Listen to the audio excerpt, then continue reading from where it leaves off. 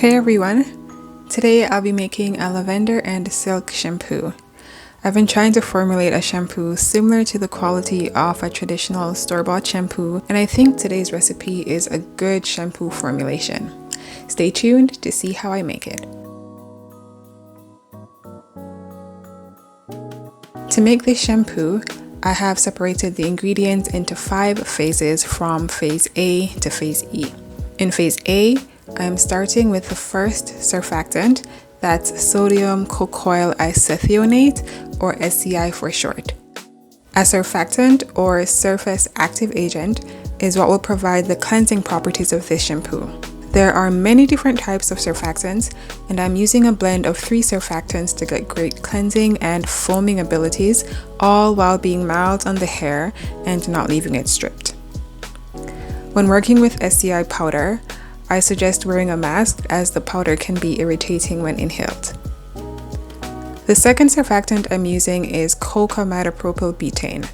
This bottle is almost empty, so I'll open a new one. Now, Cocamidapropyl Betaine is a mild surfactant that is 100% coconut based. I'm going to add this on top of the SCI powder in this glass measuring cup, then set it aside for now. Now I'm moving on to phase B, where the first ingredient is distilled water. Next up is lavender floral water, which will add a lovely light fragrance as well as provide benefits to the hair, including calming the scalp. All the bubbles you see here is because I'm squeezing this liquid through a tiny hole in the bottle. They'll disappear shortly. Then I'll add some DL-Panthenol powder or vitamin B5, which will help retain moisture in the hair.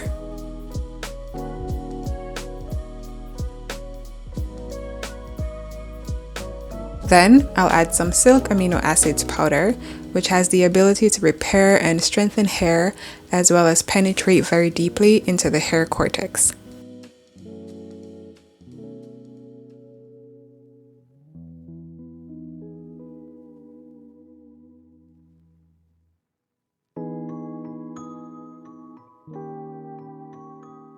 Now that phase B is weighed out, I'll cover phase B in preparation for heating to limit the evaporation of water.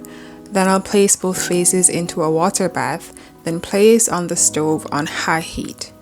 Now, SCI powder is a bit hard to melt, but I find that keeping the heat high and keeping the water level at or above the level of the SCI and Cocamidapropyl Betaine in the container helps to facilitate the melting process.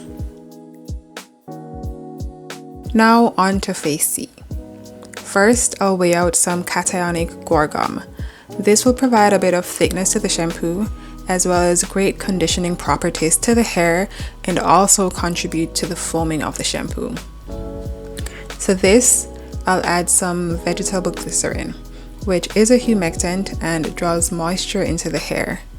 It'll also help with the dispersal of the guar gum into the shampoo without causing clumps as gums tend to do. I'll thoroughly mix the gum and glycerin together, then set aside for now.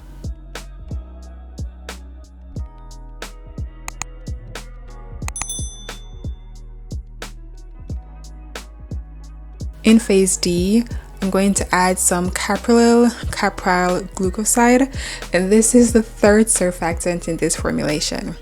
Again, my open bottle was almost finished, as you can see, so I had to open a second bottle to get the desired amount. Now, this is another mild surfactant that has solubilizing properties. That is, it will help to disperse oil in water. In this case, the essential oil and fragrance oil that will be added to the shampoo later. Now I'm going to go ahead and add some Lavender Essential Oil to add to the lavender scent of the shampoo, as well as add benefits of lavender like promoting hair growth. Then I'll add some black cypress salt fragrance oil, which will add a nice clean and fresh scent to the shampoo. In case I haven't mentioned it before, all the ingredients and measurements can be found in the description box below.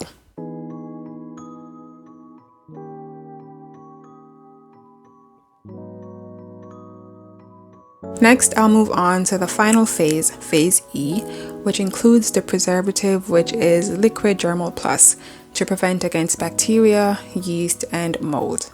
There's at least one more ingredient that will go into this shampoo, but I won't add it to a specific phase right now.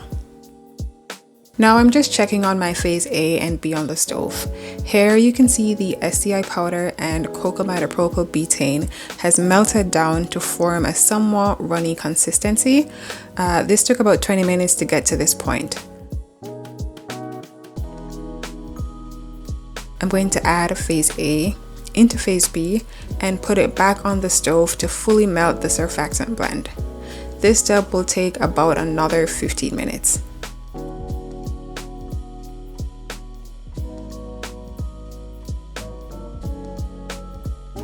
After 15 minutes, this is what the combo of phase A and B look like.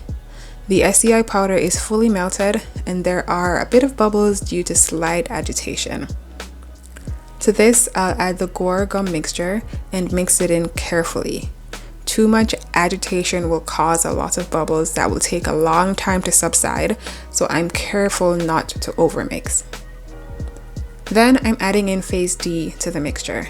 That is the Caprylyl, Glucoside, the Lavender Essential Oil, and the fragrance oil, and continuing to stir.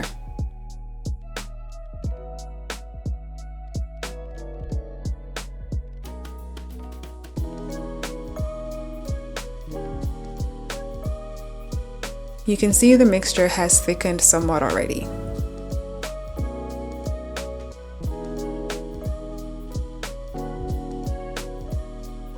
Next, I'm adding the preservative from phase E and mixing that in.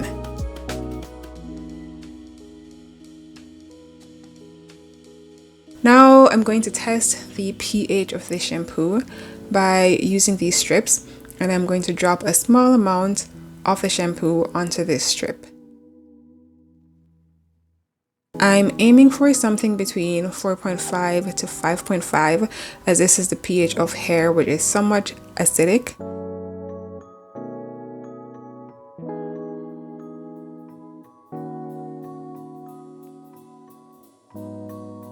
And based on this orange color, it looks to be just about right between 4 and 5, which is exactly what I want. The next ingredient I'm adding is called Liquid Crotix or Crotix. This is a thickener that is safe to use in adult and baby cosmetic products. It is suggested that you start with small amounts, gradually adding more until the desired consistency is reached. I first added 1% of the formula, then I added 1 more percent to get to the consistency I was looking for. Okay, so we're just about done with this formula, but I wanted to give the shampoo a light purple or lavender color, so I added a bit of mica for color at this stage. Of course, this is totally optional. Also, I don't have purple mica, so I used a mix of a blue and a pink mica. Now, if you intend to add color like me, please do it earlier in the process before the shampoo has thickened. It took me a while to mix this mica into the shampoo because the shampoo was already so thick, but eventually I got it to mix in properly. And with that, the Lavender and Silk Shampoo is complete. I'm adding it to this 6-ounce plastic bottle with a strip of washi tape for decoration.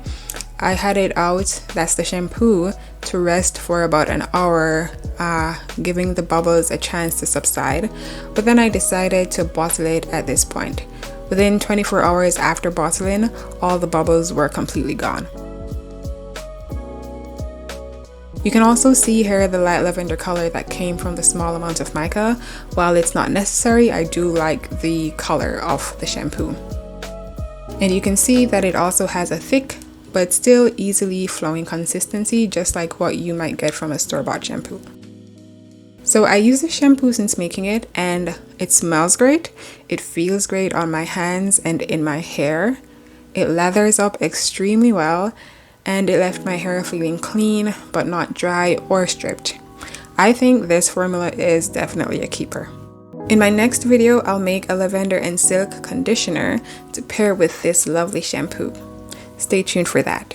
Until then, please remember to like, comment, and subscribe to my channel for more DIYs like this one. Thanks so much for watching.